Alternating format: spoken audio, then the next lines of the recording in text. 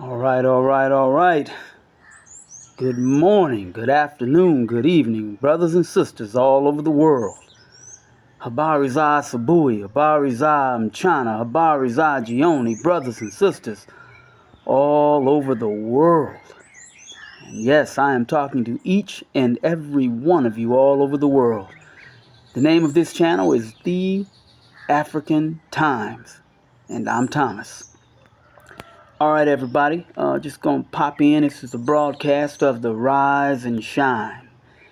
Rise and Shine. It's early in the morning.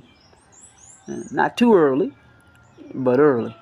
It's a little overcast, so the sun isn't as bright as I'd like it to be, but that's kind of a good thing here because then it's not as hot early in the morning as it normally is when the sun is shining brightly.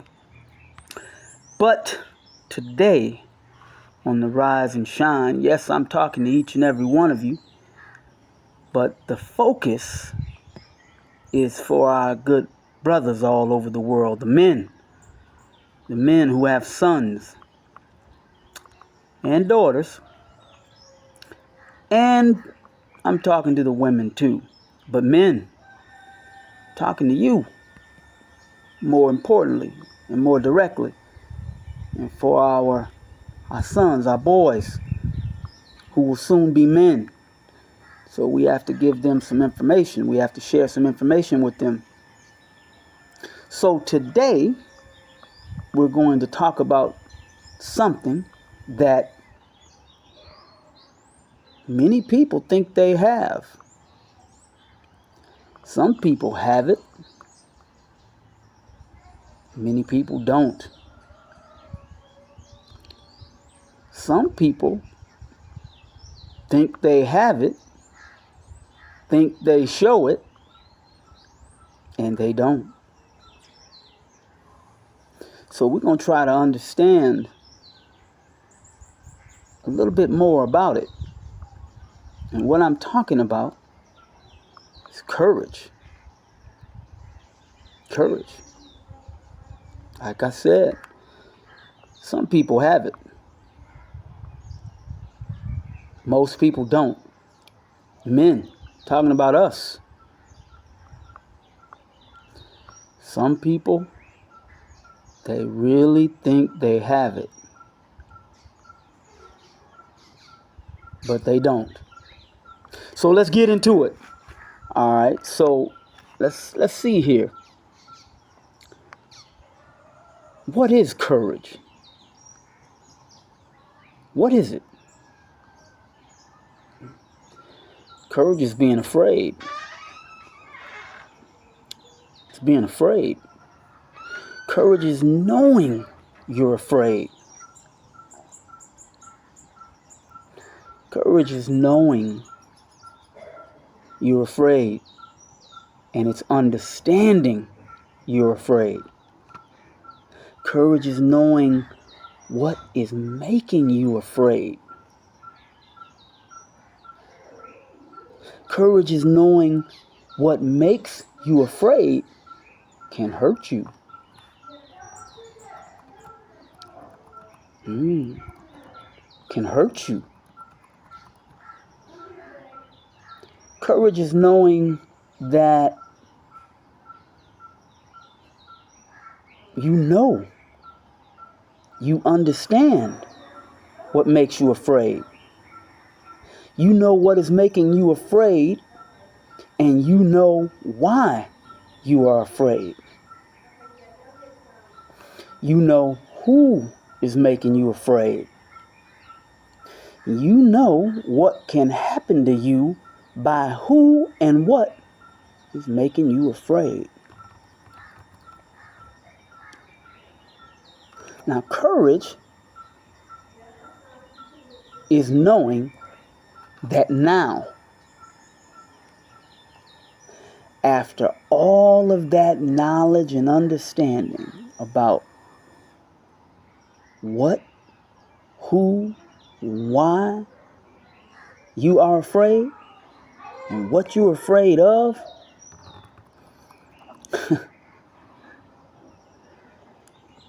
you know you have to do what you have to do, even though you know you're afraid.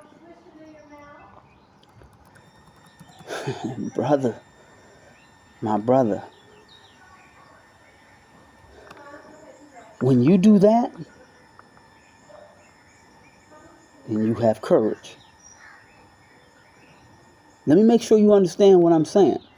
When you know and understand all that I just talked about, you know that you're afraid.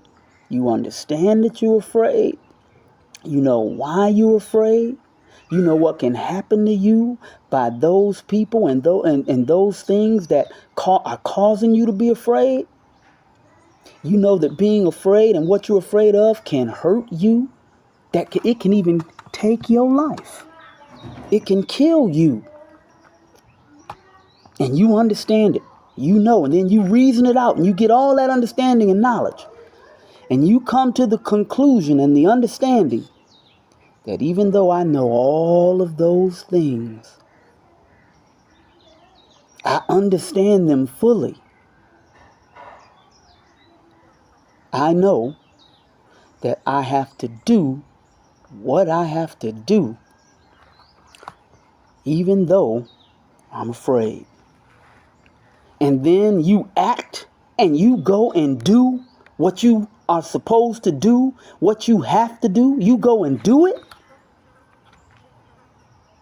then you have courage. Ain't no mistaking it. You have courage. Now, I'm telling you this for a reason, because we, men, brothers, with our sons, we have some things that we have to do. And we have to understand that the things we have to do, the things we have to say, the people we have to say it to, and the people we have to do it to. It's going to require courage because it can cause us problems. It can hurt us. It can take your life. I'm going to tell you something. There was a quote. I think it was Malcolm X. I'm pretty sure it was Malcolm X, but I'm not sure exactly. I can't give you the exact quote. But what happened is Malcolm X was approached by, I think it was the FBI.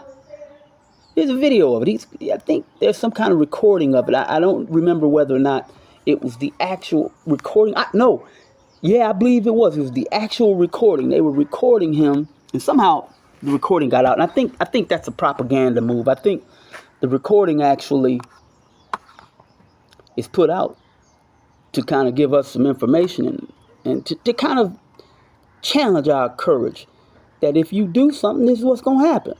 So in the recording, the FBI approached Malcolm and they're asking him some questions.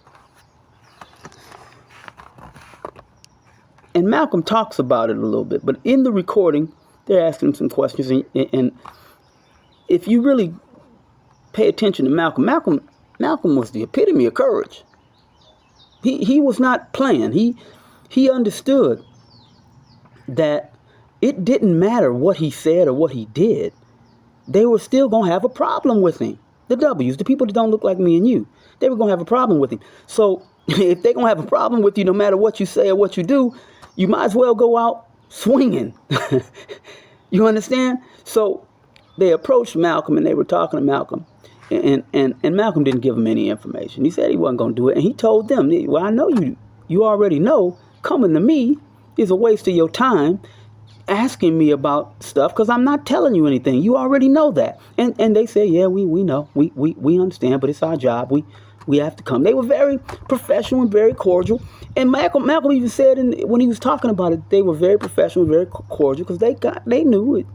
They knew when they came to me. This is his words. He said, well, they already knew before they came to me. They knew that I'm not bending. I'm not giving in. I'm not doing that. So they already knew that.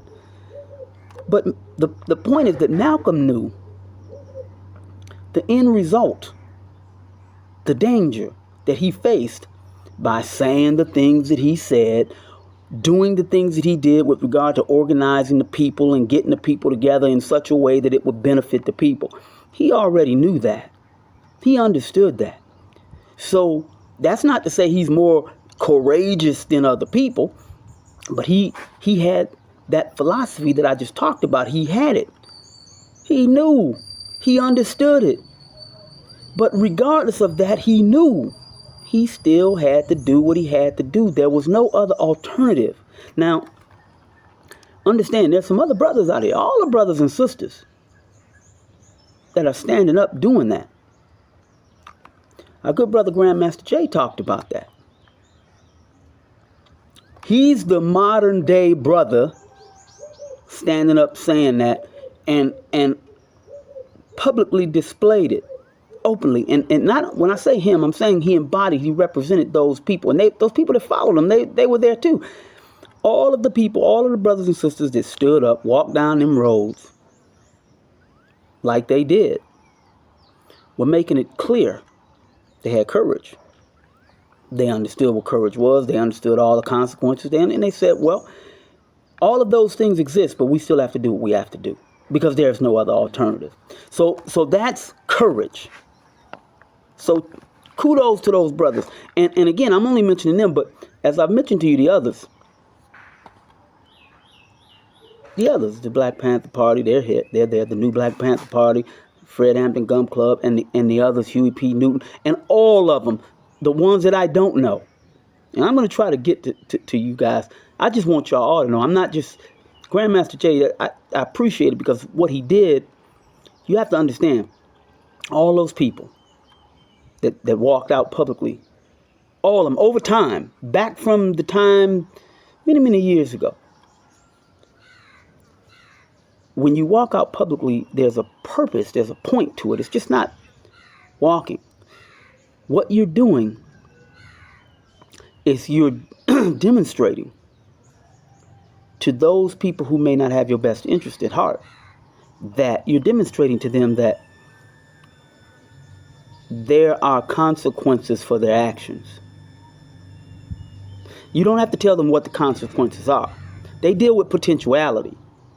They recognize that we may have to rethink some things that we're thinking about doing because potentially we could face this consequence.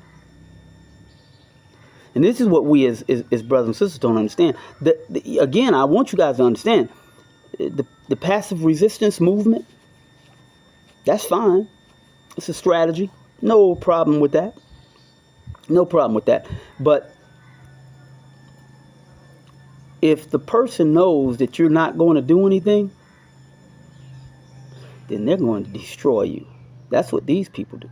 And I just want you to understand, there's some people, there are wars that were fought by people who knew they were going to lose the war. But that wasn't the point. Losing the war wasn't the point. They already knew that, okay, you're going to come over here and do it anyway, whether we stand up or not. So we're going to have to stand up because there is the potential that you may not win, or the losses you suffer may be so great that you reconsider. And remember, each step over time is a battle. It's not a war. Because as long as we have breath in our body, let me speak for me. As long as I have breath in my body, I'm never going to give up and give in to the fact that for the rest of my life and the rest of my children's lives, they're going to be under eternal servitude. And if it's just a matter of speaking out to awaken, remember the term, awaken a sleeping giant. But that's what Africa is. A sleeping giant. The Africans all over the world. We got to get past something. This whole I'm this and I'm that and I'm this and I'm that. You got to get past all that. You can still be all the things you are and still be united. You want to used to tell people when I was younger, look, man, I don't care if you come in and you worship. If I'm coming in and you sitting in the middle of the floor, you got some cabbage on the floor, you done set it on fire, it's burning up, and you standing there bowing down to the cabbage, and fine. Good for you. I hope it makes you happy. I hope it allows you and gives you what you need to go on. That's not going to stop me from interacting with you. It's not for me. I'm not going to do that. So we can all be together. Get past that and get past it quickly, because the people who are coming at us, they're building alliances, and they openly tell you this is an alliance, NATO, North Atlantic Treaty Organization. Yes, whatever it is. It's an alliance. 37 countries or 40, whatever. We come together. If you attack on one, it's attack on all. Do you understand? They don't even have to be in the same. They don't have to be the same ethnic group. They don't care. What they're looking at is how can we dominate this world and get this economy together. Okay, if you come together, will you come with me? Okay. Very simple. They still have all their individual whatever they have. Very simple. So anyway, I'm going to get off here. I went a little bit longer than what I wanted. I just wanted you guys to understand courage, fear, how they interact with one another to lead to courage, to do what you have to do regardless of the fear. All right, everybody. I love you guys. Men, show your boys. Tell your boys. And listen, that day, man, that day is over. That day where, okay, I'm going to tell you, I think Grandmaster Jay who said it, he said, I think he said, we don't scare because we don't care. And he's talking about, my interpretation of that is what he's talking about is, you're not going to frighten us. That's over. We already know what you're going to do. You've been doing it for thousands of years. Okay, so you understand that. Now, the issue is what we're going to do. I'm not for the thought in my soul and spirit that my children and my children's children, my children's grandchildren have to be enslaved forever. Do you understand me? I just can't do that no more, man. I don't even want to have no. I don't even want nobody around me who got some. You don't have no courage. All right. So look, I love you all. Hope you understand. I love you all. Uhuru, uhuru.